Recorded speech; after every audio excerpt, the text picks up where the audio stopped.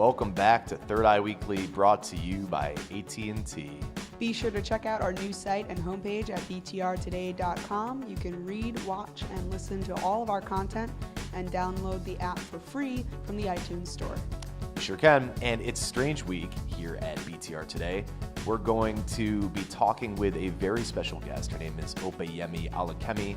She's going to tell us about the wild and strange frontiers of virtual reality. Alakemi is the Senior Director of Interactive for the Tribeca Film Institute.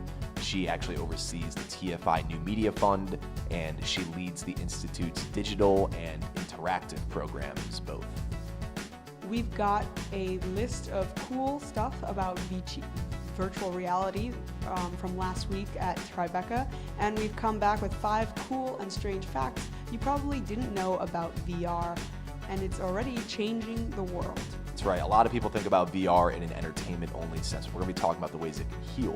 And believe it or not, VR is curing phantom pains in amputee victims. In one experimental study, a man who had been suffering from chronic pain for nearly 50 years, 48 years, was soothed by allowing him to see not only a virtual representation of his missing limb, but also to be able to control it by using a series of electrodes that were attached to the base of the missing limb. Also, the technology is being used to help burn victims suffering through agonizing pain. Usually the treatment and therapy, like the cringe-inducing skin-stretching therapy, can be eased through a virtual game called Snow World, which puts victims far from injuries by letting them shoot snowballs at penguins while listening to Paul Simon. I can't think of a lot of the things that are more healing than that. Sounds pretty nice. Yeah, so number 3, it also provides therapy for soldiers that are suffering from PTSD, people returning from war zones like Iraq and Afghanistan. They're gradually kept under stress by continuing to visit a virtual representation of a Middle Eastern town, which sounds controversial and is, but it's supposed to allow them to handle the stress better and hopefully, in the end, ultimately control it through experiencing it more often. Fact number 4, virtual reality has proved effective at treating children with autism.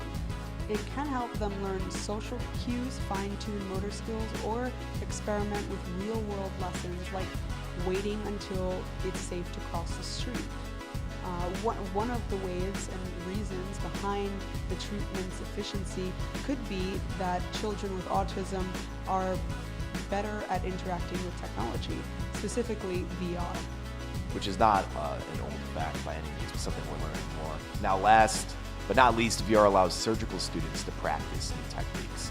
Recent uses of virtual reality in medicine include a 3D simulation of a woman giving birth, which could actually help doctors prepare game plans for abnormal pregnancies or things they couldn't guess. Well, there you have it, folks. Stay tuned this week to listen to our interview with Alakemi to hear more about the strange world of virtual reality, and tune in next week for more from Third Eye Weekly. That's right. I'm your host, Lisa Outs. And I'm your host, Zach, and we're signing out.